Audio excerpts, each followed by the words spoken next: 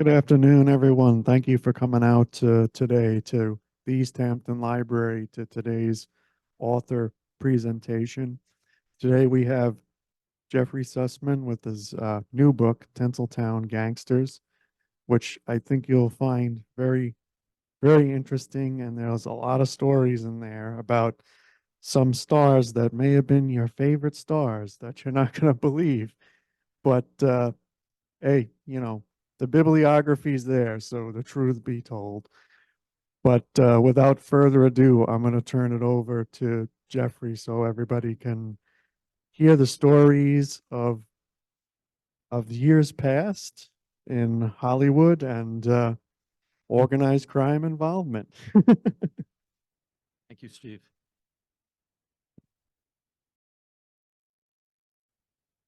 My book goes through a whole series of people beginning in the 1920s with Joseph Kennedy Sr. and then coming right up to the beginning of the 21st century. So I'm just going to tell you a little bit about some of the major characters in the book, because I think what they did and their effect on Hollywood was instrumental in what Hollywood became. So the first person I wrote about was Joseph Kennedy Sr. Came to Hollywood in the 1920s, and he bought a small company that was on the verge of bankruptcy called FOB. And he was able to buy it by borrowing money from the Chicago outfit. And if you don't know, the Chicago outfit was a gang of organized criminals started by Al Capone in Chicago. And that's how Joseph Kennedy got the money to buy FOB. And he was made it into a very successful company by cutting costs and turning out a lot of crummy movies. In fact, he turned out a crummy movie every week, which was an extraordinary thing to do. And each movie cost him about $30,000, and it was either a Western or a murder mystery. And he just kept churning them out and making a lot of money. And he developed quite a reputation as a money manager in Hollywood, and became the lover of the star Gloria Swanson, and took over the management of her funds. And he used to give her extraordinary gifts, diamond necklaces, fur coats, a Rolls Royce. But it wasn't until her accountant was doing her books that he discovered that all of these gifts that Joseph Kennedy gave her, she was paying for. It came out of her account. And so she got rid of Joseph Kennedy after that. However, Kennedy did a really awful thing. There was a Greek immigrant in Los Angeles named Alexander Pantages, who owned 72 movie theaters throughout the Southwest. And Kennedy wanted to buy these theaters, and Pantages wouldn't sell them. Kennedy made 2 or 3 offers, and each offer was rejected. And Kennedy was furious. He decided that he would get another. And a man who was a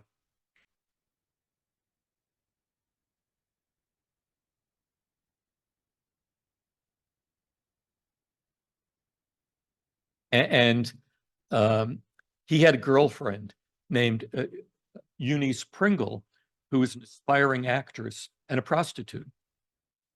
And Kennedy went to them and made a deal. He said that if Eunice Pringle would accuse Agis of rape, that he would give her a part in one of his movies and give her boyfriend and use one of her boyfriend's scripts as the basis of a movie.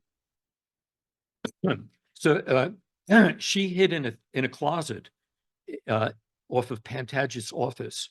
And when he came into his office, she burst out of the closet and tore her dress and started screaming that Pantages had raped her. Pantages was arrested, and he was sent to prison for 50.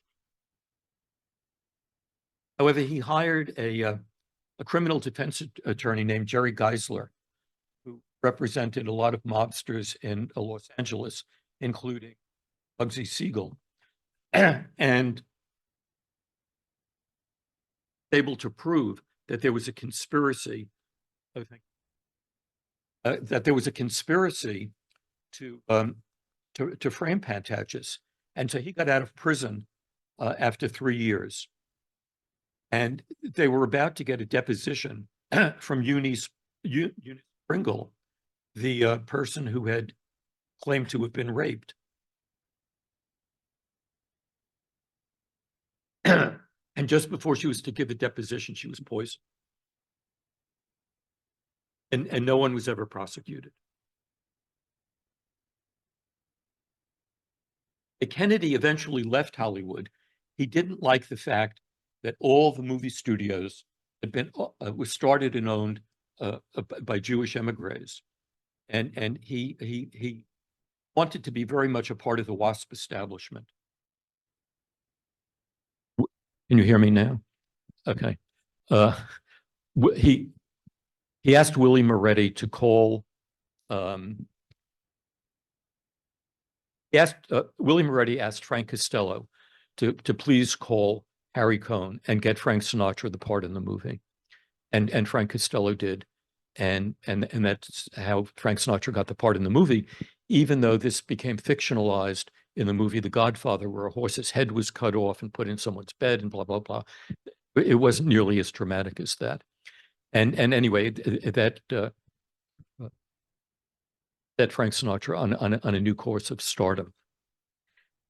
Now, he oddly enough, even though he was such an SOB, Columbia Pictures produced some of the best movies during the 1950s. Many award-winning movies, many cutting-edge movies, many movies that dealt, even though in spite of Harry Cohn and Sammy Davis, a lot of movies that dealt with racial prejudice and things that were going on in the country at the time, and they won more Academy Awards than any other movie studio during the 1950s.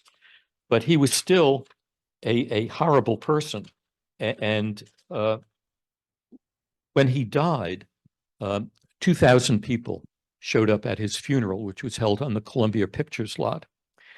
And when a reporter asked the comedian, Red Skelton, why he thought so many people showed up at this funeral, Red Skelton said to them, when you give people what they want, they're going to show up. And the rabbi who delivered his eulogy was asked just to say one kind word, please, about Harry Cohn. And he thought for a minute, and then he said, he's dead. I mean, nobody liked this man. There's another person that I wanted to speak about. What was a man named Sidney Korshak, who the FBI called the most powerful lawyer in America. And he was the outfit. He started off as a chauffeur for Al Capone initially, and the outfit paid for him to go to law school in Chicago. And he was a brilliant lawyer, and he became expert at fixing judges and politicians. And he also represented a number of Fortune 500 companies, and represented the Teamsters Union, and represented a lot of Hollywood studios, and represented the Los Angeles Dodgers, and I mean, he represented everybody. And what was odd is he never went into court, and he never renewed his law license. So he practiced law in California without his law license, but he didn't need it. And to show you how powerful he was, when he got into an argument with the woman who owned the largest racetrack in Los Angeles, he called a union and shut down the racetrack for a week until she apologized to him. His power was just extraordinary. And when the actor Warren Beatty wanted to attend the 1968 Democratic Convention in Chicago, he couldn't get a hotel room. And he was sitting in the lobby of the Ambassador East Hotel, and he called Sidney Korshak on the payphone in the lobby. And he said, is there any way that you can get me a room in the hotel? And Korshak said, hang on for 5 minutes. I'll get back to you in 5 minutes. And he called back in 5 minutes. He picked up the phone in 5 minutes later, and he said to Warren Beatty, "You have your choice of 3 suites in the hotel." I mean, he could just move mountains. And if someone wanted their son or their daughter to get into an Ivy League college, he arranged it. And not only did he arrange their acceptance, he arranged for them to get a full scholarship. I mean, his power was extraordinary. And he used to have the most successful Christmas party, Christmas Eve party in Hollywood every year. And if people weren't invited to that, they would make up an excuse saying that either they were in the hospital and they couldn't attend, or they were out of town and couldn't attend. Nobody wanted to admit that they hadn't been invited to a Sidney Korshak party. And he died beloved by all these people. They said that he was wonderful and that he made a huge difference to their lives. There was he was also the lawyer for the producer Robert Evans, who produced a lot of important movies during the 1970s and 80s. He produced the 2 Godfather movies. He produced Marathon Man. He produced Love Story. He won a ton of Academy Awards, but he was also a cocaine addict. And eventually his addiction ruined his life as a movie producer. And he was trying to remake himself and come back as a producer. And he got hold of a property called the Cotton Club, which he thought would make a terrific movie. And he was trying very hard to find people who were willing to invest in this movie. And nobody wanted to invest with him because he was a known cocaine addict, and they didn't think he was responsible. So he met a woman named Laney Jacobs, came from Florida, and she was a notorious cocaine dealer. She was selling cocaine and netting a profit of about $100,000 a week, and she agreed to help raise $10 million for this movie project. And then he met a man named Roy Radin, who produced vaudeville shows. Primarily, these were shows that were put on behalf of police departments and fire departments around the country as fundraisers for them. And he wanted to get out of the vaudeville business, and he wanted to become a successful Hollywood producer. So he also agreed to put up money. Now, he could put up a lot more money than Laney Jacobs was able to get. And so Robert Evans and Roy Radin decided to push Laney Jacobs out of the picture. And she was furious. And she eventually arranged for the murder of Roy Radin. And she hired 2 killers, and they took him to a remote area, and they shot him several times and killed him. And Robert Evans was brought in on this case as a possible suspect. And it wasn't until he brought in Sidney Korshak again, who was able to convince the jury that Robert Evans had nothing to do with this, and was made innocent. There was another interesting case where Robert Evans had been married to an actress named Ally McGraw, and she left Robert Evans to marry Steve McQueen. And Steve McQueen wanted to adopt the son that Robert Evans had with Ally McGraw and change his surname from Evans to McQueen. And Evans didn't want any part of this. He was furious about this. So he called Sidney Korshak, and Sidney Korshak, Steve McQueen didn't know who Sidney Korshak was at the time, but he came up with a file on Steve McQueen that could ruin his life. And he also learned that Sidney Korshak could have him killed. And so Steve McQueen, this guy who appeared in movies as a tough guy, went to Sidney Korshak crying and begging him to please do not have anyone kill me. I won't adopt the boy. He doesn't have to use my surname, and please let me live. And that was the upshot of that.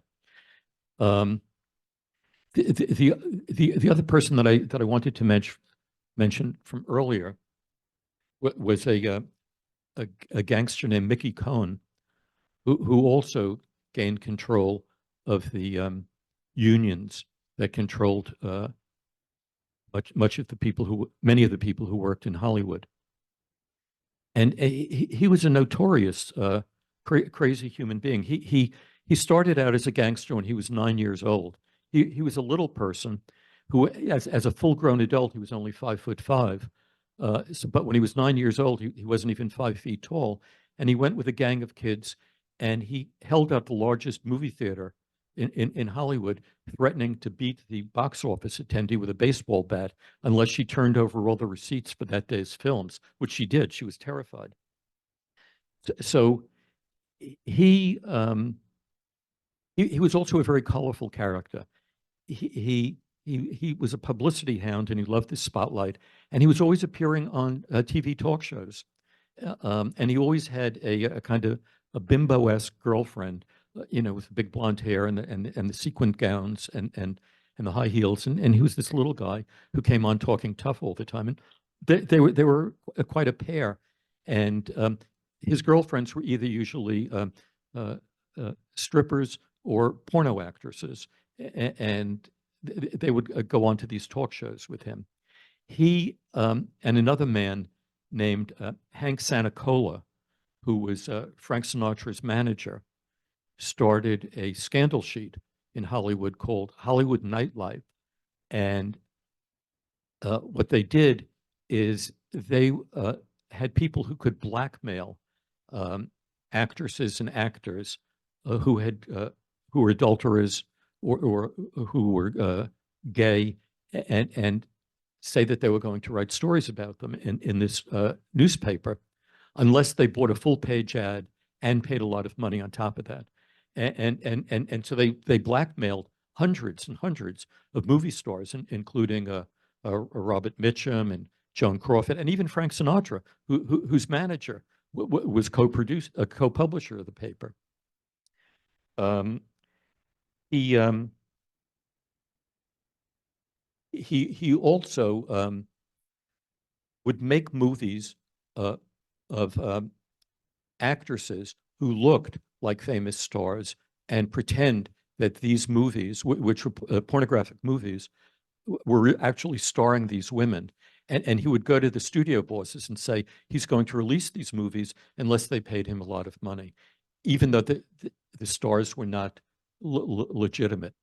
One of the things I found out, though, about a legitimate star was that Joan Crawford had appeared in 2 pornographic movies prior to the beginning of her legitimate movie career. And MGM paid $100,000 to suppress all copies of that. And when Joan Crawford left MGM, she had to pay back the $100,000 plus interest 30 years later. So anyway, these are just some of the stories that I dealt with in my book, and I would be very happy to answer any questions you may have about how organized crime controlled Hollywood studios, and it still goes on to this day, the control. So any questions? Yes. Phyllis McGuire.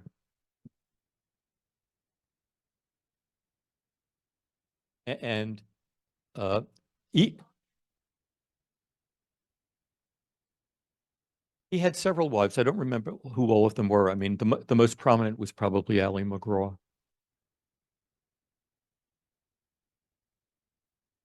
Yes, that's right. He was right. You're absolutely right. Is that who it was? And he eventually achieved success. I mean, he got off of cocaine and produced some movies that were successful, including a documentary about his own life in Hollywood. Yes.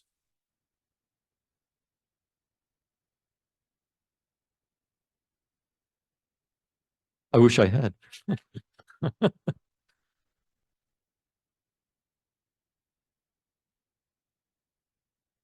Um, I had three sources. One was the reference librarian here, Steve Spataro, who I don't know where he went, um, who has helped me with all of my books. And I always mention him in the acknowledgments because he finds me old newspaper and magazine articles, and he also finds me contact information of people I need to interview. Plus, I find a lot of information on the internet. If you know where to look, you can find an incredible amount of stuff. For example, right now, I'm writing a book about how organized crime controlled the rock music business. And on the internet, I found Frank Sinatra's FBI file, which is the longest FBI file of any celebrity. And it's extraordinary, the number of crimes that this man, who's the most popular singer in America, committed when he wasn't singing. It was extraordinary. And I also find people on the internet. I can look up people who I want to interview, and I can find their contact information and contact them. So I enjoy doing the research. It's a lot of fun. Yes.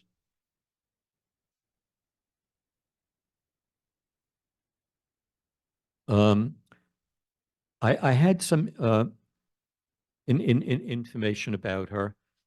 She was, as everybody knows, she was a very troubled woman. When I was doing the research for my book about Las Vegas, I discovered that uh, she was a guest at a place called the Calneva Lodge, which was owned actually by Sam Giancana and Joseph Kennedy Sr. They had frontmen who operated. For Sam Giancana, it was Frank Sinatra who was his frontman who operated it. And Joseph Kennedy had a friend from Boston who was his frontman on that. But they had a special cabin there for Marilyn Monroe. And all the cabins were connected by underground tunnels. And Marilyn Monroe, who was very promiscuous, could go from tunnel to tunnel with different men, including Robert and John Kennedy. And there were pictures taken of her having sex with Sam Giancana, and supposedly Frank Sinatra owned those photographs, and both of them spoke very disparagingly about the other. But other than that, Marilyn Monroe was addicted to various kinds of drugs, and she was seeing a psychotherapist, and she was a very troubled woman. I mean, there were very many nice things about her, but she nevertheless was a very troubled person. Yes.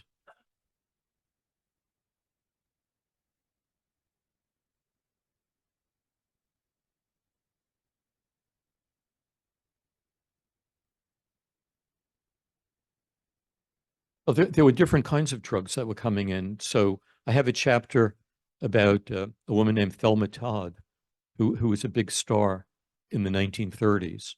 And she was addicted to not what the commonplace drugs of today, but diet drugs and uppers to keep her going and so forth.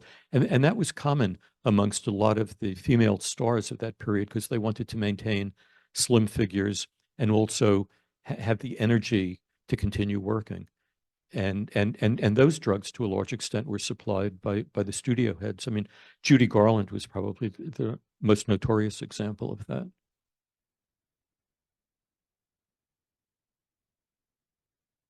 The, it started sort of with the 60s counterculture that drugs became very popular with actors like Warren Beatty, Jack Nicholson, Dennis Hopper, um, and it went from pot to marijuana to cocaine, and some of them got hooked on heroin as well.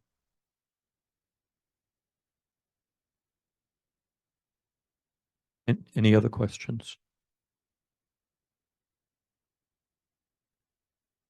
Yeah, the mafia still finances movies, but they do it with front companies that pose as an investment vehicles, as wealth management companies, but they're controlled by organized crime, and it's done much more secretively than it had been done in the past. And the historically, organized crime has always used unions as a way to control companies, and they still do, whether it's in Hollywood or Las Vegas or New York.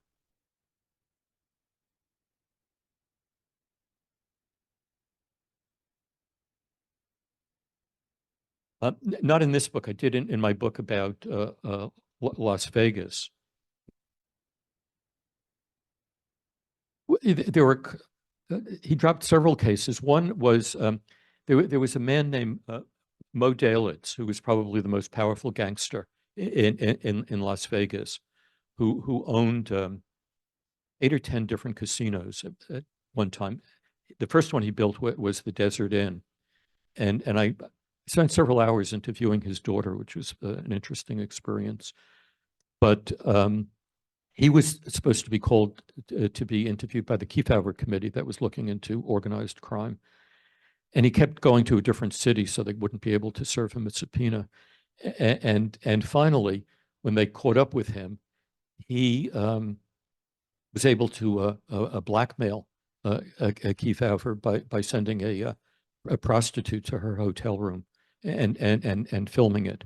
And Kefauver then packed up his bags and left the city.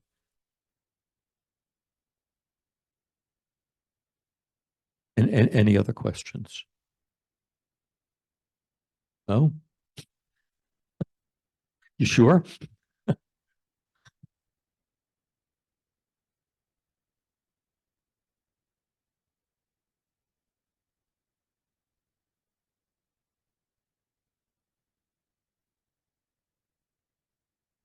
Thank you.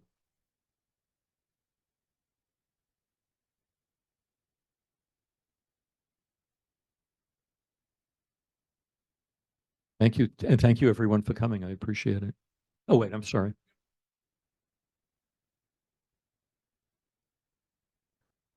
They're going to be in my next book, Greg.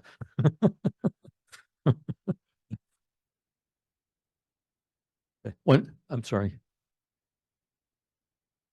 A year. It was a combination of doing the research and the writing. So with this publisher, this is the 7th book I've done with this publisher, and I've been trying to do a book a year. So I have another one that I'm going to be finishing. I have to have finished by May, and then I have 2 more projects after that.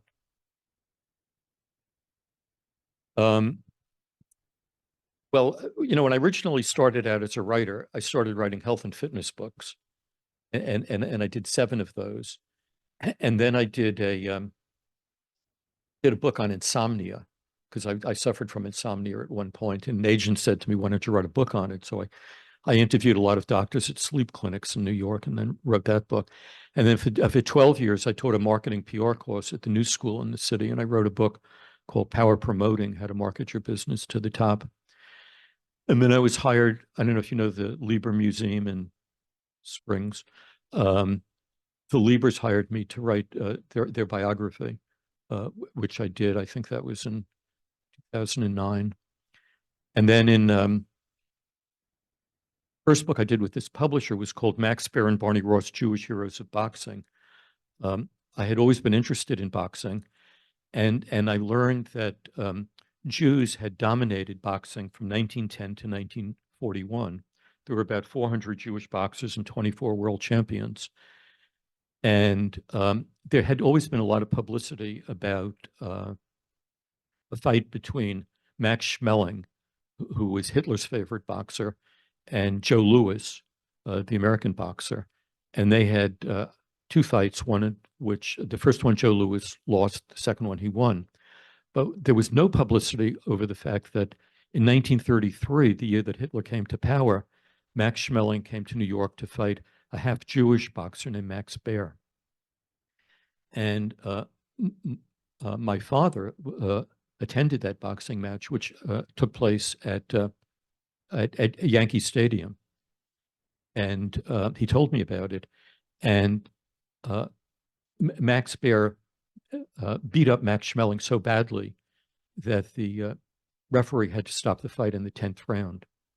And I found this fascinating, that someone had beat up this Superman, supposedly, from Nazi Germany, and Max Baer wore Star of David on his trunks, and it inspired a lot of Jews in New York to become fans of his.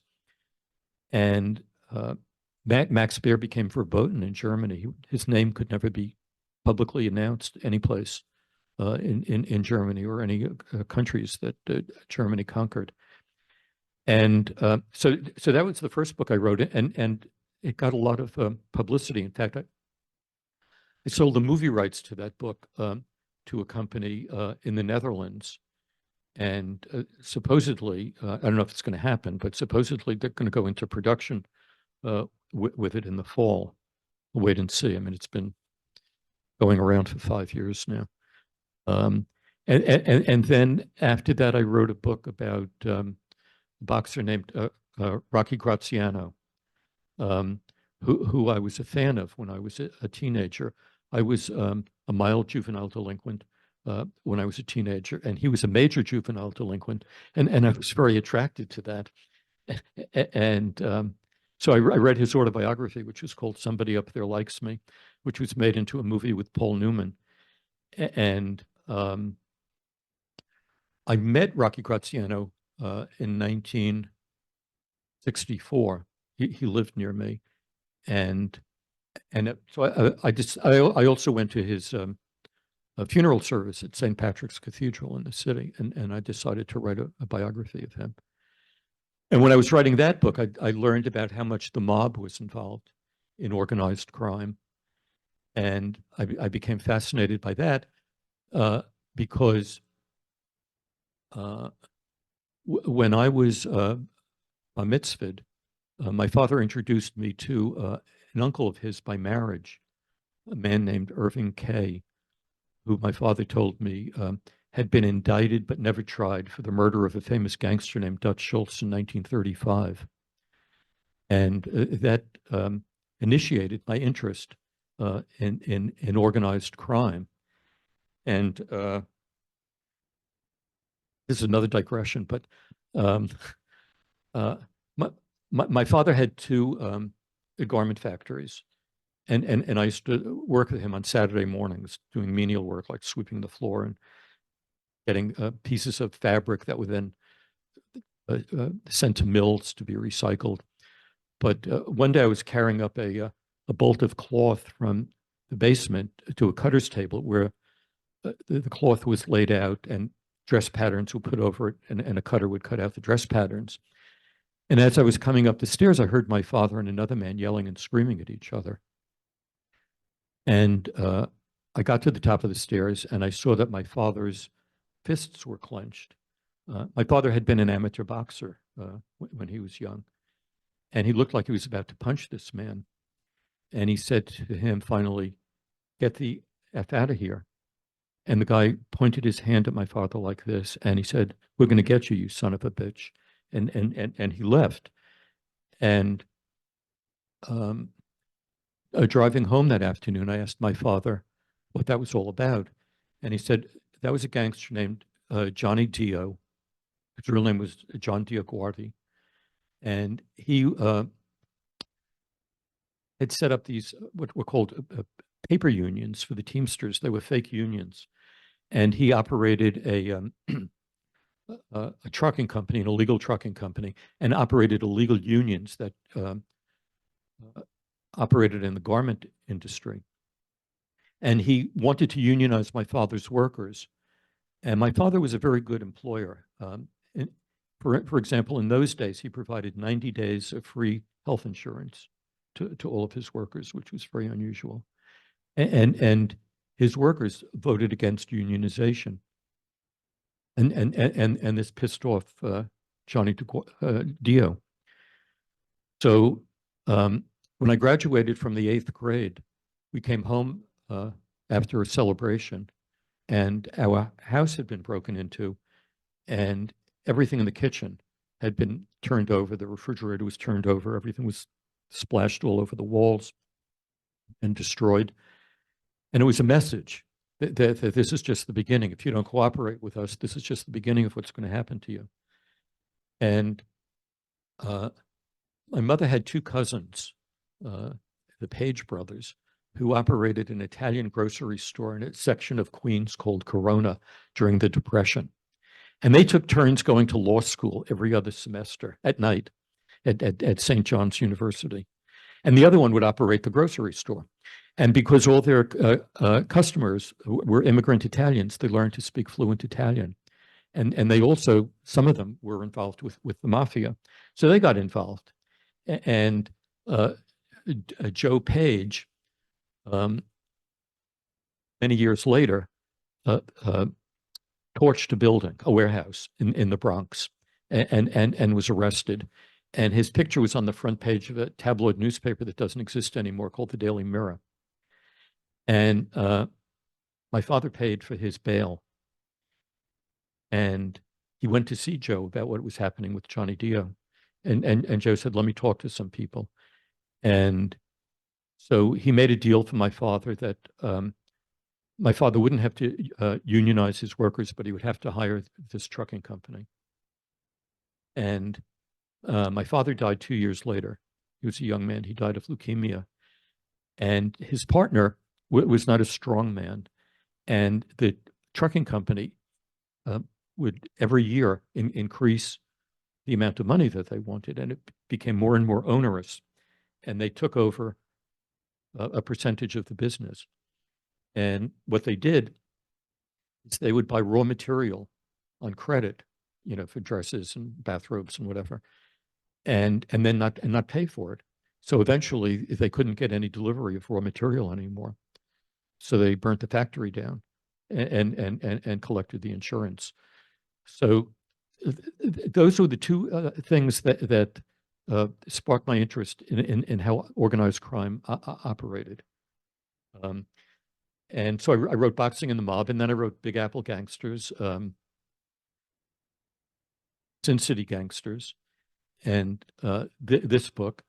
And I also wrote a book called Holocaust Fighters, Boxers, Resistors, and Avengers, about men who were forced to box for their lives in Nazi concentration camps. And that was a terrible thing, because the losers in all of those fights were then taken out and killed. And it was like the age of the Roman gladiators. There was a movie about one of them. Yes, and I interviewed his son. Right? No, no.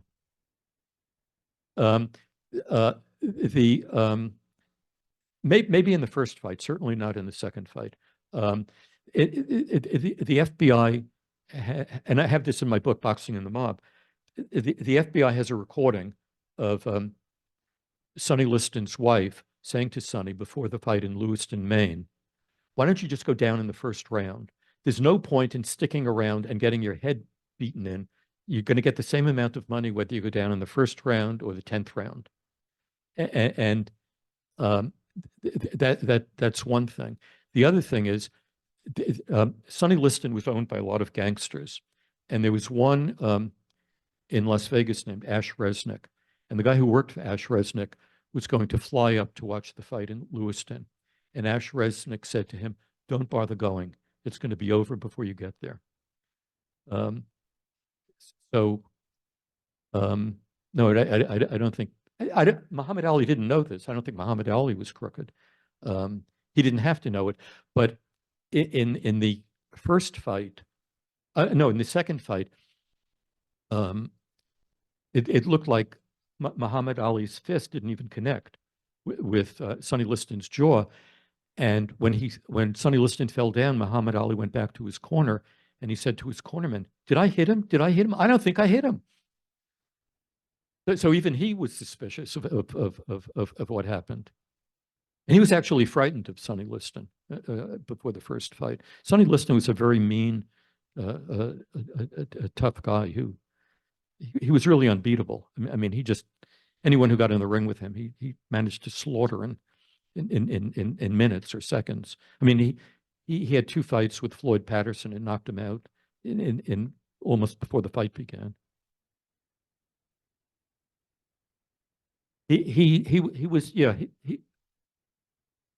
he was an interesting man. He came from a very poor family in Arkansas. He was one of 20 kids.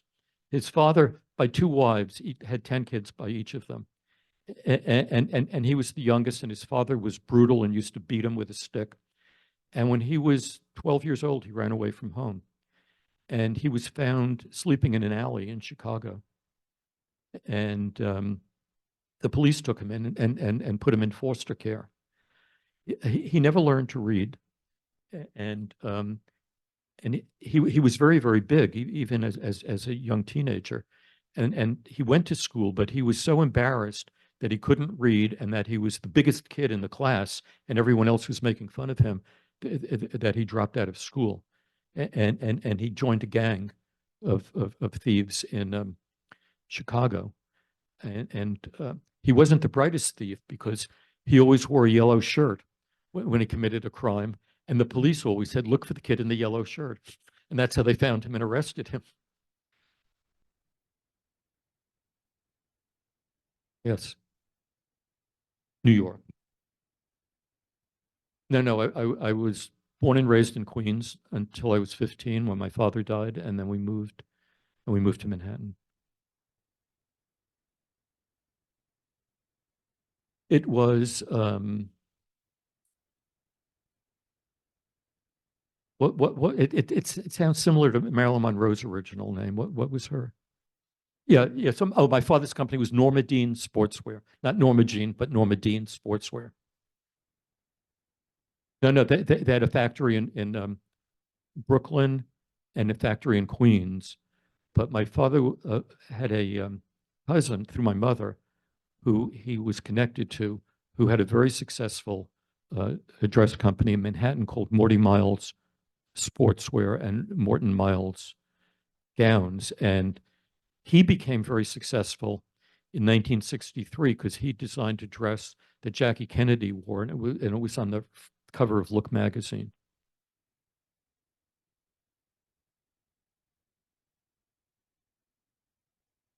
Anything else?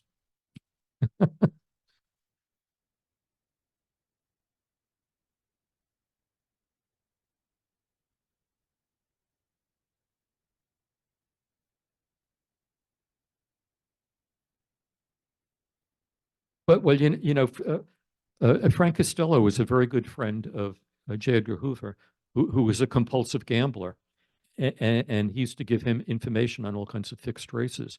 And Hoover until Valachi famously testified about the existence of the mafia, denied that there was even a mafia up to that point.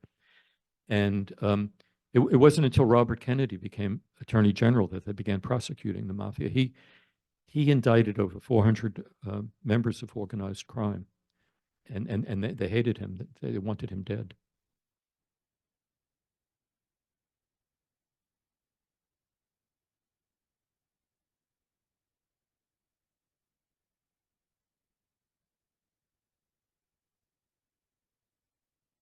He I don't know. Robert Kennedy was an interesting person. He started out as a counsel for Joe McCarthy, and who engaged in all those anti-communist witch hunts, and then he became a champion of civil rights when he was running for president.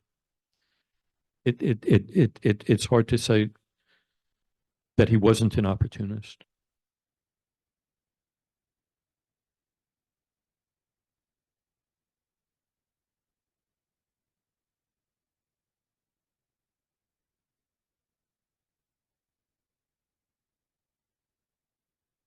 He was more than a bootlegger.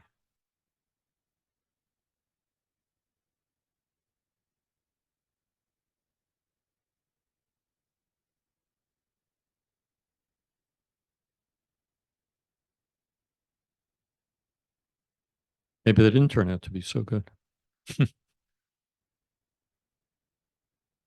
Yeah. Sorry. Yes, in my book, Boxing and the Mob, um, he, he, he and a man named Fat Tony Salerno, and trying to think of this guy who had a limo company and a bank in Little Italy. Um, uh, they um, promoted the first two fights that Floyd Patterson had with that Swedish prize fighter. I can't remember his name. Ingmar Hansen, yeah, and also Roy Cohn and Bobby Kennedy hated each other. They almost came to blows when they were a co-counsel for Joseph McCarthy.